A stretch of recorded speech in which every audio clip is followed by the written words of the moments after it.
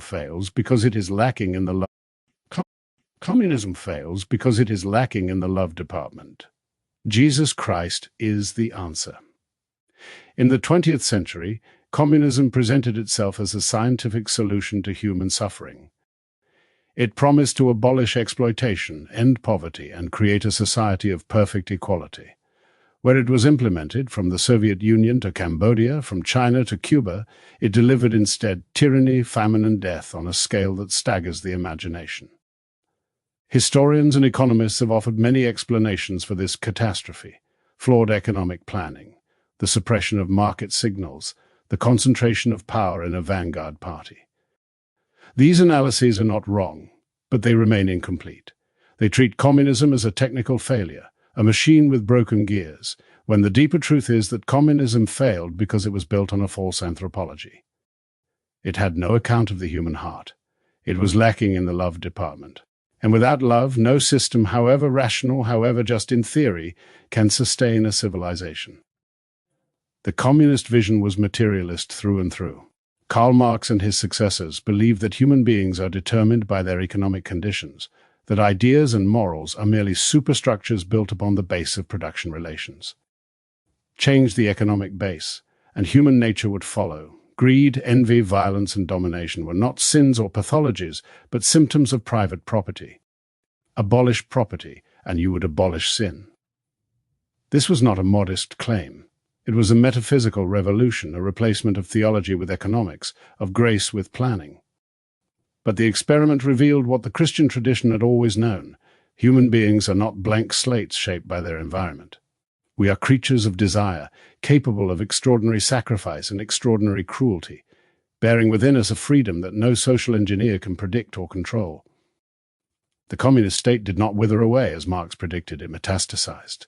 The secret police, the gulags, the famines, the cultural revolutions, these were not accidents or betrayals of the ideal. They were the logical consequence of trying to build a society without accounting for the darkness in every human heart. When you deny the reality of sin, you do not eliminate it. You simply remove the vocabulary for naming it and the constraints for restraining it. What communism lacked was love, not the sentimental love of greeting cards, but the demanding, sacrificial love that Christianity calls agape. This love is not an emotion that arises spontaneously when conditions are right. It is a command, a discipline, a supernatural gift. It requires that I regard my neighbor not as a unit of production or a member of a class, but as a person created in the image of God, endowed with an irreducible dignity. It requires that I forgive my enemies, serve the poor without condescension, and recognize that my own heart is the first battlefield.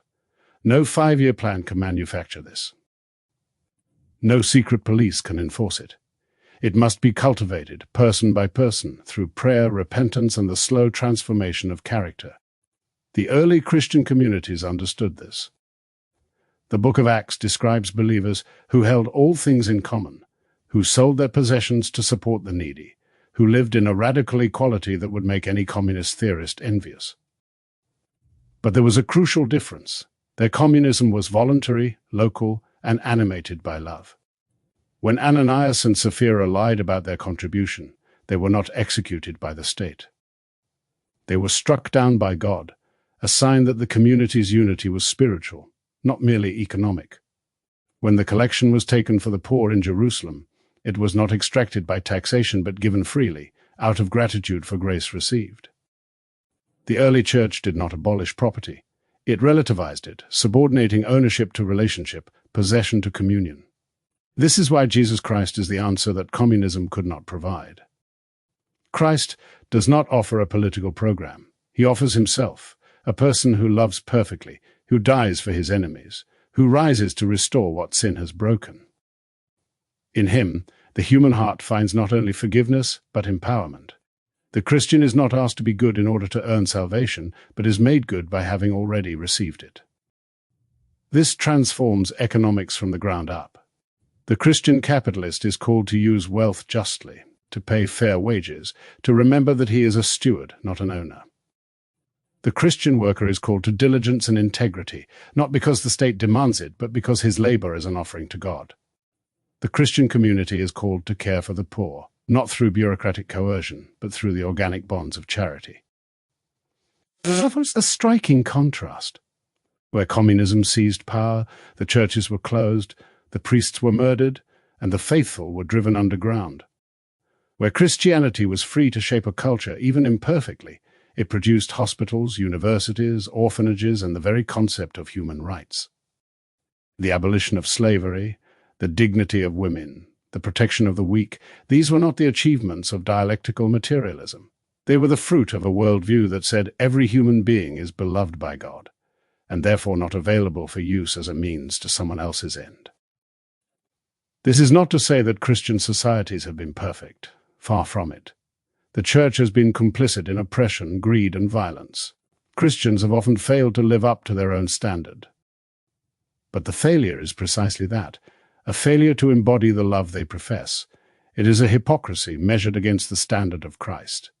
Communism, by contrast, failed because its standard was inadequate from the start.